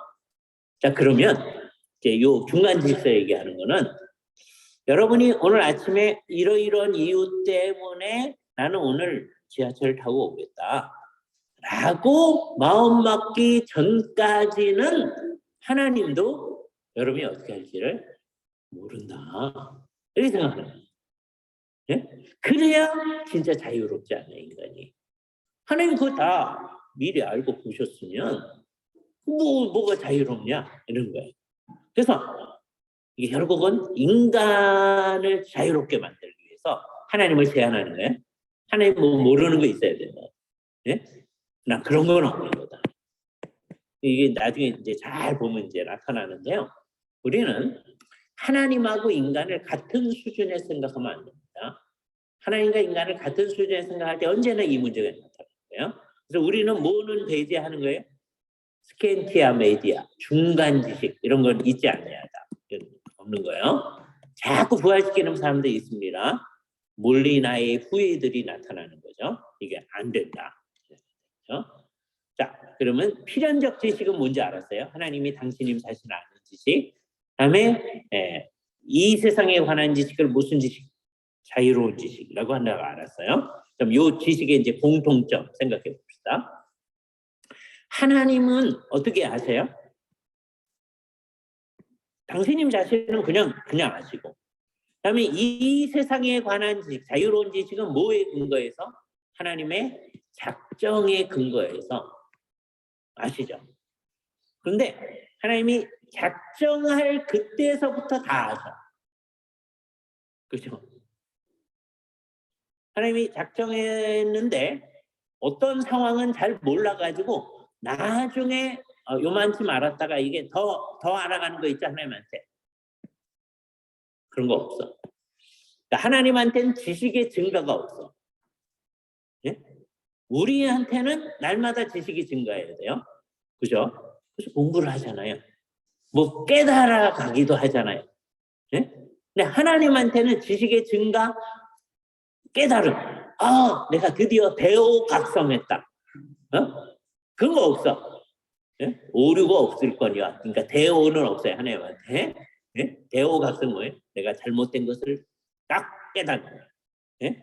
그래서 이제 옳은 대로 가는 거죠. 근데 하나님한테는 잘못한 게 없으니까 대오가 없을 뿐만 아니라 딱 뭘 깨닫는 순간 그런 거 없어. 왜? 하나님은 처음부터 다 알았어요. 그래서 하나님의 지식은 통찰적 지식이라고 해요. 그 한마디로 말하면 이것을 스키엔티아 비지오니스라고 해요. 딱 비전으로 딱 보듯이 아는 거예요. 통찰적 지식. 되게 아주 머리가 좋은 사람들 보면요. 저는 그런 사람 보지는 못했는데 한번 보잖아요. 그럼 이게 사진에 박힌 듯이 이게 어느 페이지에 어디에 뭐라고 돼 있다 그게 딱 있는 분들이 있대. 그런 것을 포토그래픽 메모리라고 해요. 사진으로 딱 보듯이 딱 아는 거야. 예? 제가 아는 우리 학교 졸업생이 있는데요. 이분은 이제 연변과기대 출신의 조선족인 분이에요. 근데 이제 우리 학교에서 공부하시고 연변과기대 나오시고 우리 학교에서 공부하시고 우리 한국에서 좀 사역하시다가 중국의 선천에 가서 국제개혁교회라는 교회를 개척하셔서 사역하시는 아주 귀한 목사님이십니다. 그죠? 근데 이분은요, 뭐 이제 한국말 아주 잘하시죠. 책도 많이 읽으시고 중국어도 아주 잘하시고 중국 사람들을 대상으로 목회를 하시는데 성도들한테도 하루에 한 성경을 한 40장 이상 읽히십니다. 예? 성도들을 기독교 강요를 다 읽히세요. 성도들한테 뭐 지금 신론, 인간론 강의도 막 하세요. 예? 근데 이제 성경을 본인도 열심히 보니까 성도들한테도 이제 많이 읽힌단 말이에요. 산책을 하시면서 성경을 한독을 해. 하루에 한독. 예? 성경을 다 외우신다는 거지. 예? 대단한 분이에요. 예? 우리 합신 졸업생이에요. 여러분의 좋은 선배십니다. 예? 예. 굉장하잖아요. 예. 성경이 어디 뭐 있는지를 아는 거야, 다. 예? 근데 하나님도 뭘 보고 아는 거죠? 그게 아니라 하나님은 맨 처음에 이렇게 하겠다라고 하신 게 하나님의 비전이야. 예? 하나님이 통찰적으로 아시는 거야. 딱 하면 그때서부터 알아. 그래서 이거를 다른 말, 이게 통찰적 지식이라고 말할 수도 있고요. 얘를 직각적 지식이라. 예? 딱 하면 알아. 언제서부터? 이 자유로운 지식은 작정하시는 그 순간서부터 직각적 지식이에요. 따라서 하나님의 지식은 이렇고 이러니까 이렇다. 그런 판단을 종합이라고 그러거든요. 예? 이 전체를 해가지고 종합. 하나님한테는 종합적 지식이라는 게 없어. 왜요? 워낙 그게 다 종합돼 있어. 종합적 지식은 추론적이거든요. 그러니까 하나님의 지식은 추론적이지 않아. 그 말이 아까 직각적이라는. 하나님 한 번에 다 아는 거예요. 그러니까 세 가지 말을 동시에 해야 됩니다. 이게 스캔티아 비지오니스라는 말이 하나님은 딱 보면 다 아신다는 말이지만 즉각적으로 아신다 그러니까 하나님의 지식은 우리가 흔히 그렇게 얘기할 때 연역적이다라고 얘기해요. 연역적이란 말은 뭐냐면 이게 미리 다 종합돼 있다. 이게 이렇고 이러니까 이렇다라는 게 없어. 우리는 그래야 돼. 그잖아요. 예. 삼각형의 내각의 합은 180도다. 여기 정한 거예요. 근데 그거를 이제 사람들에게 설명해 줄 때는 다 이게 이렇고 이러니까 봐라. 이게 180도잖아. 하나잖아. 이렇게 설명해 줄 수 있는 거죠. 그래서 사람들한테는 종합적 지식으로 가는데 이게 연역적이라는 말 잘못 썼습니다. 하나님의 지식은 그냥 분석적이다. 그러니까 뭐가 아니냐면 종합적이지 않다는 거예요. 종합적이란 말은 이게 이렇다. 이게 하나님한테는 없다는 거예요. 왜? 하나님은 다 아시니까. 그죠? 그러해야 됩니다. 이게 하나님의 지식의 성격이다. 그죠? 그리고 이제 여기서 이제 분명히 얘기하는 게 이제 전지성이에요. 여기에는 포함되지 않은 게 아무것도 없다. 우리 과거에 속한 거나 우리의 미래에 속한 거나 지금 현재에 속한 것도 지금 우리가 현재에 속한 것도요. 우리 모르는 게 많습니다. 우리가 지금 본다 그러잖아요. 본다라고 하는 게 가시광선에 있는 것만 보죠. 그래서 이름이 가시광선이에요. 그죠? 근데 이 동물들 가운데서는 가시광선 바깥의 것도 이제 보는 존재가 있어요. 그래서 사람도 그것을 이제 보려고 이제 적외선을 볼 수 있게 또는 자외선을 볼 수 있게 특별한 망원경을 만들어서 이제 보죠. 그러니까 하나님은, 그러니까 우리는 지금 보이는 것만 본다고 생각하는데 하나님은 그 이상을 다 아시는 거죠. 그죠? 그렇게 생각해야 돼요. 이게 정말 진정한 전지성. 그래서 하나님은 정말 모르시는 것이 없다라고 생각해야 돼요. 분명히 해야 됩니다. 정말 하나님 모든 걸 다 아십니다. 그러면은요, 지난번에 이제 요거하고 지난번에 하나님의 영원성하고를 결합해서 생각해요. 영원성에서 뭐라 하냐면 하나님은 모든 시간에 대해서 동시적이라고 그랬잖아요. 그죠? 그게 이제 우리한테는 과거, 현재, 미래예요. 그럼 하나님은 과거, 현재, 미래에 대해서 동시적이면서 우리는 지금 현재의 것도 어떤 거는 보고 어떤 걸 못 봐요. 어떤 거는 보면서도 못 봐. 그런 거 많잖아요. 실험 같은 거 해보면. 뭐 하나에 집중하면은요, 어떤 거는 안 보여.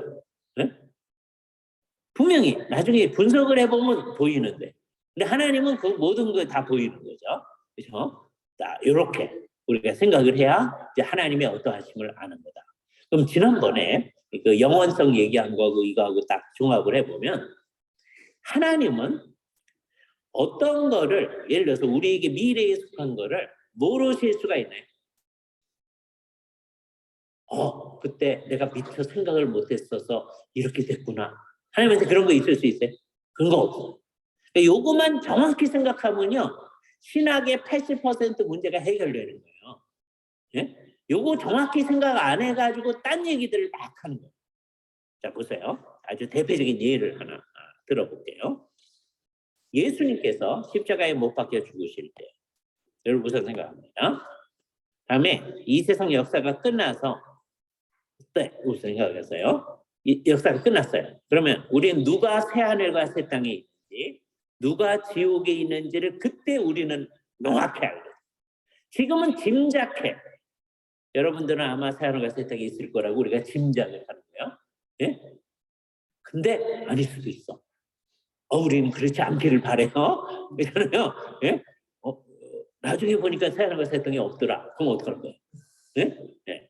우리 모두는 새하늘과 새 땅에 있도록 예수 그리스도를 진짜로 믿어요. 그 있을 수 있는 조건은 여러분 열심히 사는 거 아니에요. 뭐예요? 예수를 진짜로 믿어요. 예? 그리스도만을 진짜로 믿어요. 그 그리스도만을 진짜로 믿는 사람은 어떻게 살 건지는 분명해져요. 그러나 진짜로 믿어요. 그것만이 조건이에요. 여러분이 열심히 살았다고 해서 여기 갈 수가 없어. 그러니까 우리가 산 것만 가지고 따지면 우리 전부 다 지옥에 있을 거예요. 암만 열심히 살아도. 예? 예수 믿은 다음에 지금 하는 것보다 100배 잘해도요. 우리가 한 것만 가지고 따지면 여기에 속하는 존재. 그런데 주께서 우리를 구원해 주셨다. 우리는 날마다 감사해서요. 주 앞에 정말 죽을 똥 살 똥 살아가는 겁니다. 예? 우리에게서 유일한 근거는 뭐예요? 예수 그리스도예요. 우리는 예수 그리스도를 믿는 수밖에 없는 거예요. 자, 그런데 하여튼 우리는 이 세상이 끝났을 때 누가 새하늘의 새 땅에 속하는지, 누가 지옥에 속하는지 우리는 그때 명확히 알아요. 예수님이 십자가에 달려 돌아갔을 때 하나님, 누가 여기에 속할지 누구에 속할지 모르실까요? 그럼 예수님 십자가에 돌아가셨을 때 예수님께서 피를 흘려주신 그 피는 누구를 위해 피를 흘려주신 거예요? 궁극적으로 구원 얻을 이 사람들을 위해 흘리신 피죠. 이 사람들을 위해 흘리신 피는 한 방울도 정말 낭비되는 게 없는 거죠. 그 구속의 피가 이 사람들을 구원해요. 그죠? 그런데 더 나아가서 그러면 하나님이 이 세상을 창조하시기 전에 이 세상을 작정하실 때 하나님은 누가 여기에 있는지 알까요? 모르까요? 알잖아요. 그렇잖아요? 그러니까 작정의 순간이나 십자가의 순간이나 여기나 하나님한테는 다 동시적이란 말이에요. 당연한 거죠. 그죠? 자, 그러니까 예수님이 십자가에서 이 세상 만민을 위해서 피를 흘려줬는데 자기가 예수를 믿는 사람은 구원받고 안 믿는 사람은 구원받지 못한다고 얘기를 할 수가 없죠. 그렇게 말하면 잘못다. 그죠? 예수님이 피 흘려주신 그 피는 결국은 동시적이니까 누구를 위해 흘려준 피예요? 궁극적으로 구원받을 사람들을 위해 흘려준 피죠. 그죠? 그래서 만민을 위해 흘려줬는데 지가 안 믿어서 이게 한다. 이게 사람들한테 이게 좀 편할 것 같아서 얘기를 하는 거예요. 그 사람들이. 그래야 전도가 될 것 같아서. 그런데 그게 하나님의 지식을 왜곡하는 거예요. 현실을 왜곡하는 거예요. 이런 사상을 우리가 뭐라 했냐? 알미니아는 사람들한테 조금 더 편안하게 설명해 주려고 사람들이 이성에 맞춰서 설명하려고 하다가 사실을 왜곡해요. 그래서 우리가 이런 생각을 하면 안 돼요. 예? 이 잘못된 생각은 결국 뭐냐? 아까 하나님의 영원성과 하나님의 지식을 잘 생각하지 않아서 나왔어요. 이 세상의 대부분의 잘못된 생각은 다 그런 거예요. 그래서 하나님의 영원성하고 이 하나님의 지식 문제를 잘 생각하면요. 신학 공부의 80%는 이제 성경이 말하는 듯이 할 수 있게 돼요. 나머지 20%는 이제 뭐가 결정해요? 성경에서 구체적으로 가르쳐주는 내용 가지고 이제 결정해요. 나머지는. 그러나 지금 하나님의 영원성하고 하나님의 지식만 분명히 해주면 여러분이 제대로 알 길은 다 된 거예요. 이제 나머지 20%는 뭐예요? 이제 헬라어 공부하고 히브리어 공부해서 우리가 지금 우리말 성경에 되어 있는 것 중에 잘못되어 있는 거 있거든요. 이런 거 좀 고쳐서 알아야 되거든요. 예? 그런 게 한 20% 이제 돼. 예? 그러니까 20% 몰라도 이제 되죠. 그러니까 헬라어 히브리어 열심히 안 해도 그러면 안 되는 거죠. 그치? 예? 그러나 보세요. 80% 뭐만 정확하면 할 수 있어요? 하나님의 영원성하고 이 지식 문제만 정확히 이해하고 나면 다른 문제는 다 해결되기가 쉽다. 그러니까 하나님을 이제 정말 요 관점에 근거해서 알려고 노력해. 그죠? 여기서 나오는 결론이 있어요. 자, 그러면 여태까지는 하나님의 지식 얘기를 한 거예요. 그럼 그거 관련해서 우리 지식을 얘기해 봅시다. 우리가 뭘 제대로 알려면 이제 어떻게 하면 돼요? 하나님의 지식, 즉 하나님이 생각하는 바를 따라서 생각하면 되죠. 그거 우리가 처음부터 얘기한 거네요. 그게 뭐라고 그랬어요? 계시 의존 사색이라고 그랬잖아요. 그렇게 믿는 거를 계시 의존 신앙이라고 그랬죠. 그렇게 신앙하는 거를 뭐라고 그랬어요? 계시 의존 신학이라고 그랬죠. 계시 의존 신학은 결국 뭐라고 그랬어요? 하나님의 생각하는 바를 따라서 생각합니다. 그죠? 하나님이 당신이 생각하는 바가 있어요. 그건 비유적으로 말하면 하나님 머릿속에 있어요. 자, 그 비유적인 말입니다. 하나님 머리 없다고 그랬어요, 아까. 예? 예? 예. 그런데 비유적으로 할 머릿속에 있어요. 자, 근데 하나님께서 그거를 그냥 머릿속에만 가지고 계시면 우리가 모를 텐데 하나님께서 말씀을 해주셨어요. 네? 우리는 하나님의 말씀을 통해서 뭘 알아요? 하나님의 생각을 알아요. 그게 어디 있어요? 여기 있어요. 그죠? 그러니까 여러분들 가운데 원칙은 다 아는데 우리가 안 돼요. 성경을 죽어도 안 읽는 사람이 있어요. 그 사람은 어떻게 하는 거예요? 나는 하나님을 알지 않기로 딱 작정한 거예요. 네? 그러니까 하나님을 사랑하는 사람은요, 성경 읽지 말라고 해도 열심히 읽어요. 목사님이 뭐 하루에 석 장 읽고 주일에 5장 읽으면 1년에 한독하니까 읽어라. 이렇게 얘기 안 해도 열심히 하는 거예요. 여러분 정말 열심히 하셔야 됩니다. 예? 조금 이제 우리 한국의 주류로 나가는데 조금 이상하게 나가는 교단이 있는데 그게 뭐 이렇게 너무는 아니고 거기도 신학생들한테는 백독을 하라고 그래요. 백독을 해야 졸업을 해. 네?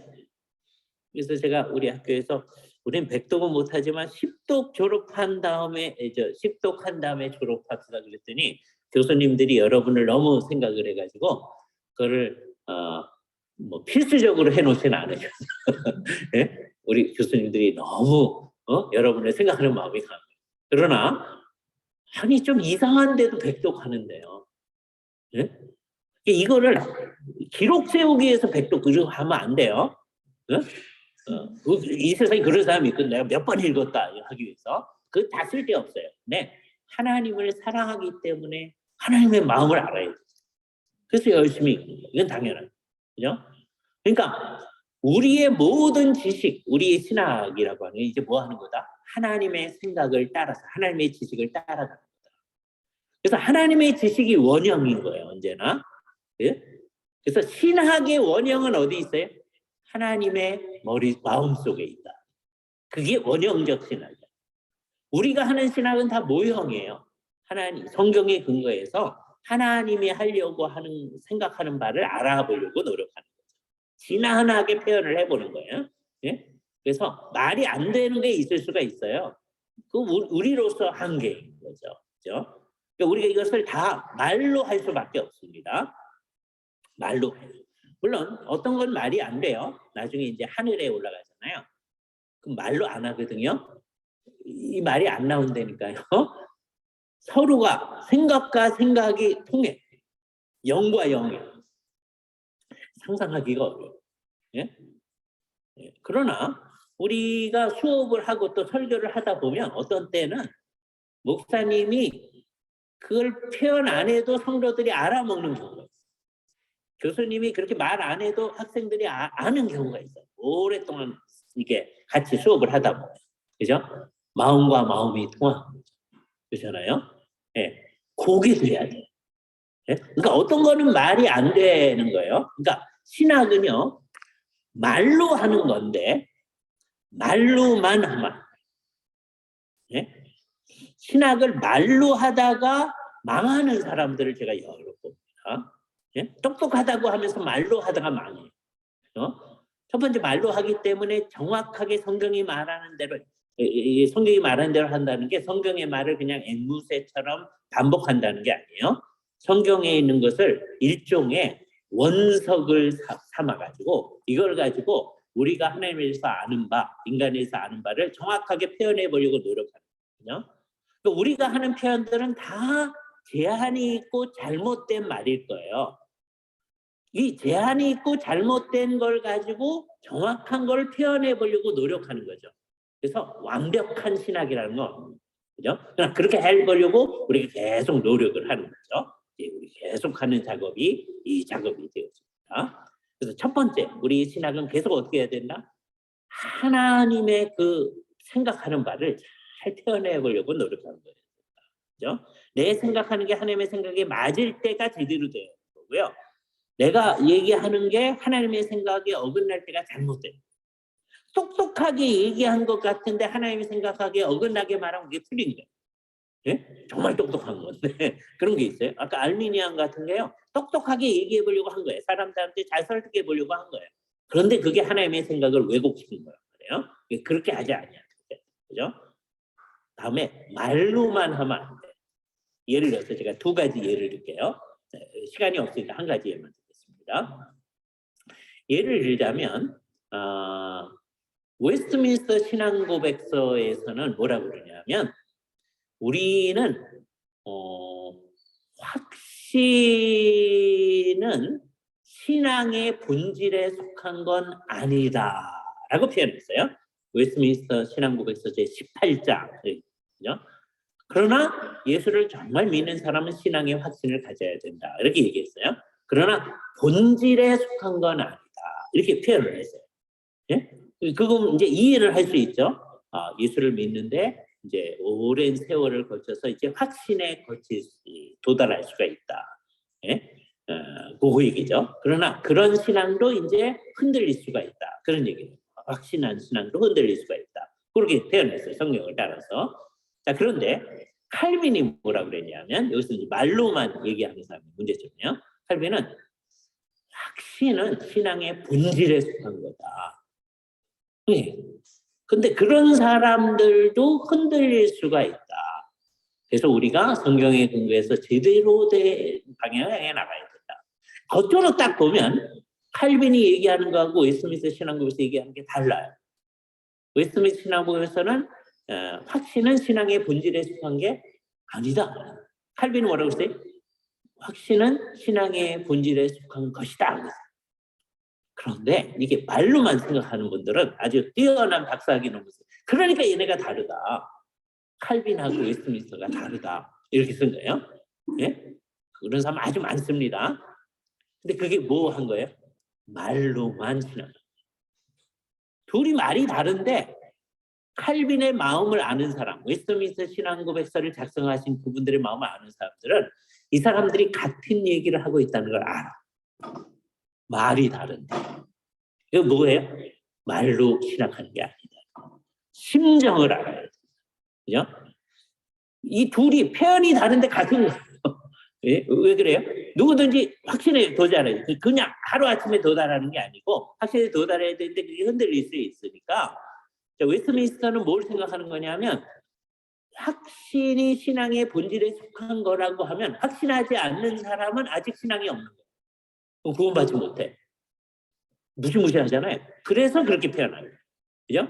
칼빈은 이게 온전해졌을 때를 생각하면서 얘기하는 거예요. 신앙은 확신을 가지고 있어야만 한다. 내가 그렇다고 믿는데 나 확신할 수는 없어요. 그런다면 그게 무슨 신앙이냐? 그런 거죠. 예. 그런데 결국 말은 다르지만 이게 같은 사상을 표현한다는 것을 누구든지 칼빈을 열심히 읽는 사람이나 웨스트민스터 신앙고에서 읽는 사람은 알 수가 있다. 그죠? 여러분이 그런 태도로 해야 됩니다. 말로만 하지 말아야 돼요. 예? 그러니까 신앙은 말로 하는 거기 때문에 말을 중요시하는 거예요. 누가 어떻게 얘기했는지를 중요시하는 거예요. 그런데 말에 사로잡혀서 그 심정을 모르면 안 된다라고 하는 것 생각해야 돼요. 이게 제일 중요한 점이 하나예요. 자, 우리 신앙은 그러니까 하나님의 생각을 따라서 생각하는 것이다라고 하는 걸 좀 얘기했어요. 그다음에 두 번째, 여기서부터 이제 뭐가 나오느냐면 예수를 믿는 사람은 워낙 예를 들어서 고린도 교회를 보면 너희 가운데 학식 있는 자가 많지 아니하며 그러면 시작했어요. 그러니까 이 사람은 계속 모르는 채로 끝까지 가야죠. 학식 있는 자가 많지 아니하니까. 그 얘기가 아니잖아요. 모르던 사람도 이제 특별히 성경과 하나님에 관한 거는 점점점 알아가야 돼요. 그죠? 그러니까 여기서 우리 큰 책임이 있어지는데 우리는 뭐 옛날에 우리나라 사람들 가운데 공부 많이 안 하신 분들이 있어요. 그런 분들이 심지어 한글도 모르는 분들이 있어요. 예수를 믿게 되면 이제 어떻게 되는 거예요? 성경을 읽기 위해서 한글을 공부해요. 그 성경을 막 읽어. 그러다 보면 지식이 증가해요. 신앙적 지식이 증가하니까 다른 지식도 증가해요. 글을 읽을 수 있으니까. 그렇잖아요? 그래서 여기서 이제 우리는 어떻게 하냐면 맨 처음에는 우리는 정말 일자 무식한 사람도 예수를 믿을 수 있습니다. 누구든지 믿을 수 있어요. 그러나 그런 사람이 우리는 점점점 알아가는 방향으로 간다. 우리는 출발점은 믿음이에요. 근데 믿었으니까 끝! 그게 아니라 이 믿음은 언제나 이해를 추구한다. 이게 이해를 추구하는 신앙이에요. 이게 이제 안셈의 아주 유명한 말입니다. 이 비슷한 태도는 옛날에 어거스틴도 가졌어요. 그래서 우리의 전통을 우리가 어거스틴 안셈 전통이라고 말할 수 있어요. 우리는 출발점은 어디서부터 출발해요? 믿는 것으로 출발해요. 하나님과 하나님이 계시해 주신 것, 그걸 믿어요. 여기 하나님 믿을 수 있잖아요. 누구든지 이제 처음 믿을 때 하나님 믿어요. 다음에 하나님이 계시해 주신 것, 성경이요. 그걸 믿기 시작해요. 그러면 이제 그 사람은 여기서 출발해가지고 이제 어떻게 가요? 성경 내용을 잘 아니까 성경의 빛에서 이 세상도 잘 관찰해 나가야죠. 그래서 우리는 이해를 추구하는 신앙을 향해 나가요. 그죠? 그래서 이 입장을 가장 잘 이제 드러낸 사람이 칼빈이에요. 에임은 좋은데 어쩔 수 없이 AAC 전통이라고 제가 이름을 붙였어요. 네? 트리플 A가 아니고 그죠? 네, AAC 전통. 네? 고대의 어거스틴, 중세의 안셈, 그리고 종교개혁기의 칼빈. 뭐 칼빈만이 아니라 이제 되게 종교개혁자들이 이런 입장인데 칼빈이 이 입장을 가장 잘 대변하니까 칼빈 입장을 얘기합니다. 이게 AAC 전통. 그죠? 출발은 뭐다? 믿음이다. 믿음으로 시작해서 난 믿으니까 이제 그냥 있을 거야. 그러지 아니하고 계속 추구해 나갑니다. 따라서 우리는 소위 반지식주의, 반지성주의, 반문화주의의 입장을 가질 수가 없다. 예? 교회가 자칫 잘못하면 신앙을 강조하는 교회는 이게 이제 펀더멘털리즘, 근본주의자들이 이런 입장을 딱 가지고 우리는 성경만 믿고 다른 문화 그건 관심이 없다 이렇게 하는 거예요. 그럴 수가 없다. 건전한 신앙은 이제 하나님께서 알게 하시는 모든 것에 대해서 알아가기를 시작해요. 그래서 우리는 이제 큰 학문적 추구를 할 수밖에 없다. 문화적 추구를 할 수밖에 없다라고 하는 거예요. 예? 거기로부터 출발하는 건 아니에요. 뭐로부터 출발해요? 믿음으로부터 출발해요. 그죠? 그런데 진짜 믿음을 가진 사람은 이 세상의 학문의 진전을 위해서 애쓸 수밖에 없죠. 이 세상에서 우리가 하는 학문의 진전은요. 아까 우리 하나님에 대해서 아는 것도 마찬가지인데 기껏 알아야 하나님이 당신이 마시는 거에 비하면 모르는 거죠. 그렇잖아요? 마찬가지예요. 이 세상에서 우리가 학문을 진전시켜봤자 별거 아니야. 그중에 상당수가 이제 너 틀렸어 이렇게 될 거예요. 그럴지라도 우리는 이 세상에서 우리가 알 수 있는 한 성령님을 의존해서 알아보려고 노력을 하게 되죠. 계속 노력해요. 그죠? 그래서 이런 입장을 말하는 사람들이 결국 얘기하는 유명한 명제가 하나 있는데 All truth is God's truth. 이 얘기를 합니다. 모든 진리는 하나님의 진리다. 그래서 소위 기독교 학문 연구, 라고 하는 책임이 우리에게 주어진 거다. 그죠? 모든 그리스도인은 그런 거예요. 예. 예수님을 믿는 데서부터 출발합니다.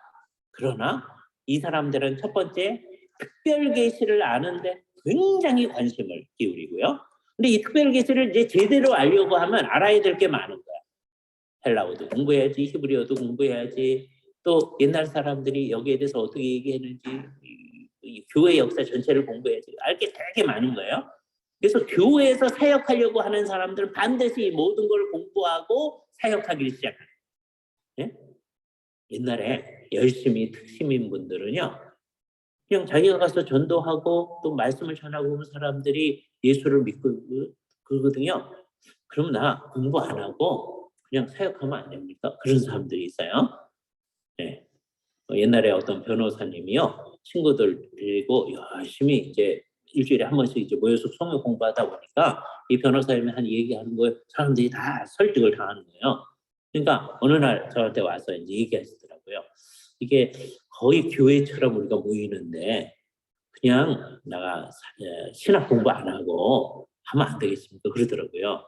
그래서 제가 안 된다 그랬거든요. 그랬더니 이 변호사님이요, 변호사 그만두고 우리 학교 오셔서 3년 동안 공부하셨어요.